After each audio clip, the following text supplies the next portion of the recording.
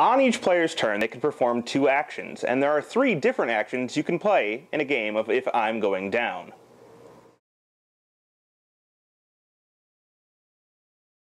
The first of those actions is going to be called searching for an item. And to search for an item, you're going to search for it in the Fate deck.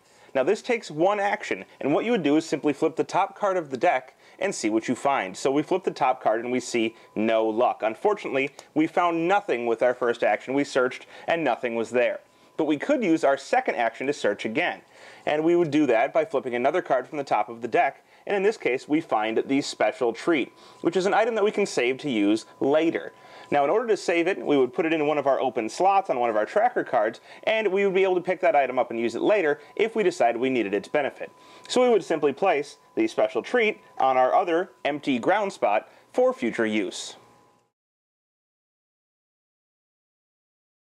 The second action you may do on your turn is called Managing Resources, and in Managing Resources you have several different options.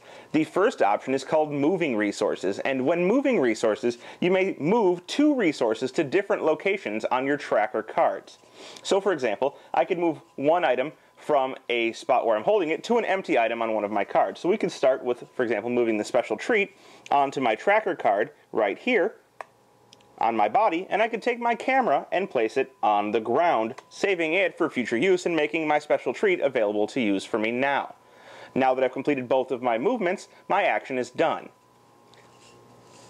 The second option you have when managing resources is that you may swap items. So for example, I could take the 2 different items, 2 different weapons for example that I have, and swap the positions of them on my trackers. So let's say I no longer wanted to use the metal bat. I could take the metal bat and swap it for my katana, placing the katana, or the metal bat, on the ground, and the katana in my hand.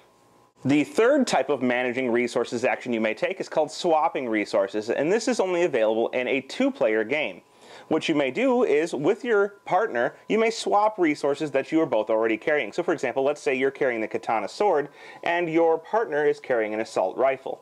You could swap these 2, placing them on the appropriate spots on your card. Let's say the assault rifle had 3 uses left.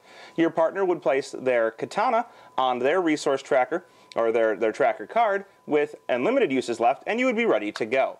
The last management of resources action you may take is called trashing resources.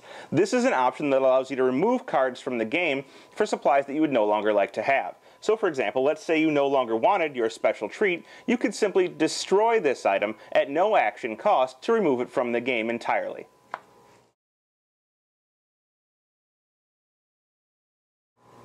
The third type of action you may take on your turn is to use a resource. Now, using a resource has different ways to go about it, and what you're going to do is you're going to look at the resource, see what type of resource it is, and see how it's used. So for example, let's take a look at our Special Treat here. It has 1 use essentially. When you have this on your card, it has 1 use. This is an item, and you are able to basically eat this on a turn, and if you eat it and you die on that turn, you get to add the bonus points of the Special Treat, which is 4, to your overall score. If you were to eat this on a turn when you don't die, it will provide you with 1 bonus point for your endgame score.